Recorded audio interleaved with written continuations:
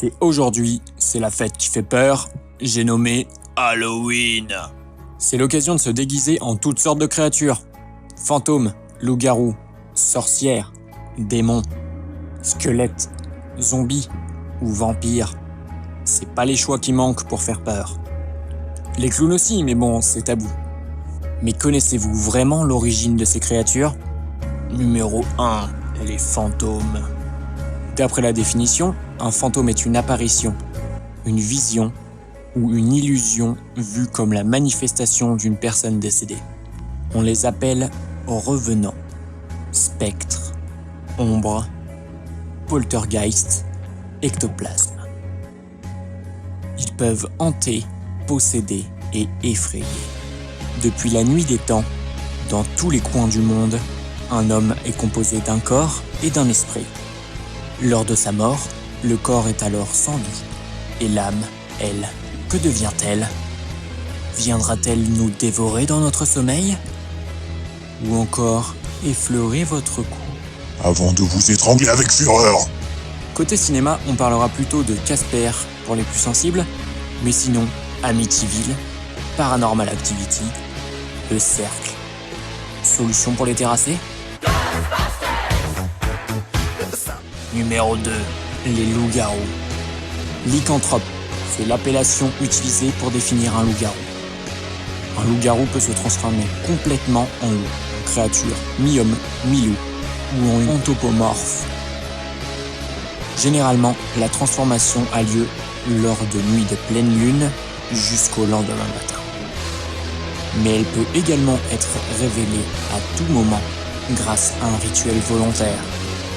Les loups-garous possèdent la férocité et la soif de sang d'une bête affamée, ainsi que l'intelligence d'un humain et une force surhumaine. À la télé, c'est Harry Potter, Underworld, Teen Wolf, mais certainement pas Twilight. Pour le tuer, le mieux reste une balle en argent. Numéro 3, les sorcières. Un sorcier est une personne qui pratique la sorcellerie, la magie ou la confection de potions. Ayant fait un pacte avec le diable, elles peuvent se livrer à toutes sortes de magie, transformation ou malédiction. Et le mieux dans tout ça ? Enlever des enfants. Et les manger. Comme les clowns à la télé. On en trouve chez Harry Potter en version soft, dans Solitaire, dans Charmed, Hocus Pocus ou encore Les Visiteurs. Pour s'en débarrasser, Au bûcher. salut Jeanne d'Arc. Numéro 4, le diable. Belzébuth, Lucifer, Satan. Le diable est le mal personnifié, l'incarnation des péchés. De nombreuses cultures ont leur représentation du diable.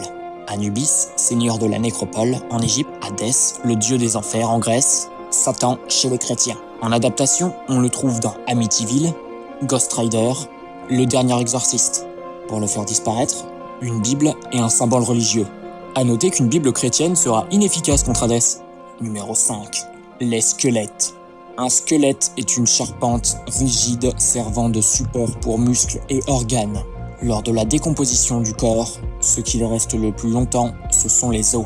Il arrive alors qu'un humain ayant perdu toute sa chair se réveille par malédiction ou autre phénomène paranormal. Il arrive que des nécromanciens s'en servent pour monter une armée. Ils errent alors sans but pour protéger un lieu ou tuer des innocents. Dans les jeux vidéo, c'est courant. The Elder Scrolls 5 Skyrim, Minecraft, Evil Dead. Pour les tuer, ce sont des os. Brisez-les. Numéro 6, les vampires. Créatures légendaires, morts-vivants se nourrissant de sang pour survivre, rôdant dans les cimetières, pouvant se transformer en chauve-souris, ils sont puissants, rapides et contagieux. S'il vous mord sans vous tuer, vous deviendrez comme lui. Encore une fois, Ceci n'est pas un vampire.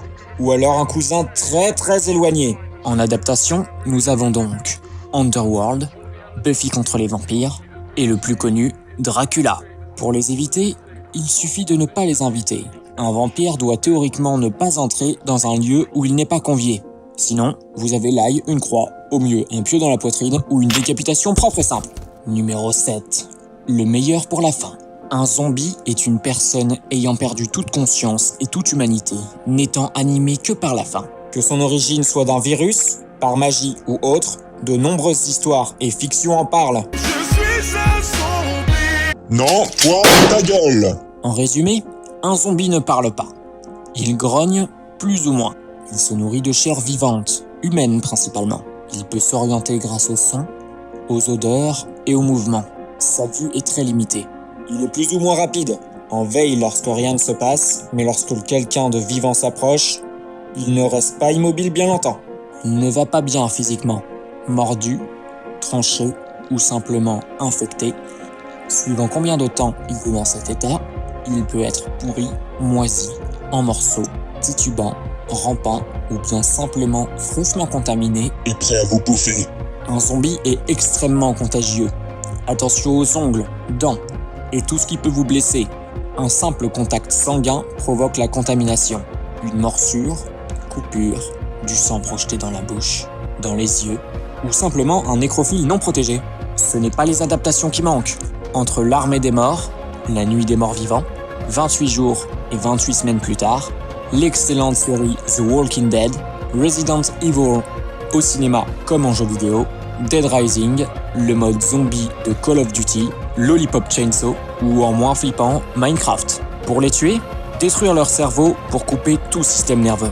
Les démembrer, les transpercer, les brûler est inutile. Ils se relèveront, mal en point, certes, mais continueront à vous suivre, animés par une faim profonde de votre chair fraîche. Les zombies sont énormément populaires aujourd'hui. Des zombie walks sont apparus depuis 2005, où des milliers de fans de zombies rôdent dans les rues en imitant leurs mouvements et leur soif de chair fraîche. Ce ne sont que des manifestations ayant pour but d'amuser et de divertir.